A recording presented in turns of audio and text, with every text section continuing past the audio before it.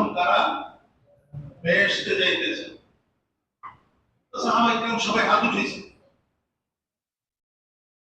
এখানে যদি বলা হয় আমাদের পরে কিছু তাবারকের ব্যবস্থা আছে, প্রথম কারা কারা বসবে? বলতে পারে না, একসাথে সব ধরবে না তো দুই মানে কি কয়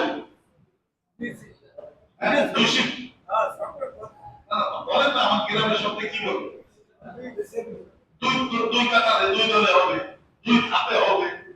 প্রথম কাতারে কারা কারা মেহমানদারি গ্রহণ করবে? তাহলে একবার হাত উঁচু করবে, কি বলবে? করবে না আমাদের নবীজি বলেন প্রথম ধাপে কারা জান্নাতে যাইতে চায়? সাহাবায়ে কেরাম তো জান্নাতের পাগল, জান্নাতের পাগল না? ঘর বাড়ি বাচ্চা কাচ্চা ছেলে মেয়ে জমিন ভিটা আত্মীয় স্বজন সব ছাড়তে রাজি আছে, জান্নাত ছাড়তে রাজি হয়েছে। নজরুল শোনা, আল্লাহ তাআলা কিয়ামতের দিন আউয়াল মান ইউদআ ইলাল জান্নাত আল হাম্মাদুন, কিয়ামতের দিন সর্বপ্রথম ডাক পড়বে এই ওই সমস্ত লোক সর্বপ্রথম জান্নাতে ঢুকবো যারা 24 ঘন্টা উঠতে বসতে চলতে ফিরতে আল্লাহর প্রশংসা করছো, আলহামদুলিল্লাহ বলছো। কি বলছো? যারা বেশি বেশি দুনিয়ার জিন্দেগিতে আলহামদুলিল্লাহ বলছো, আল্লাহর প্রশংসা করছো, তারা প্রথমে কই যাও?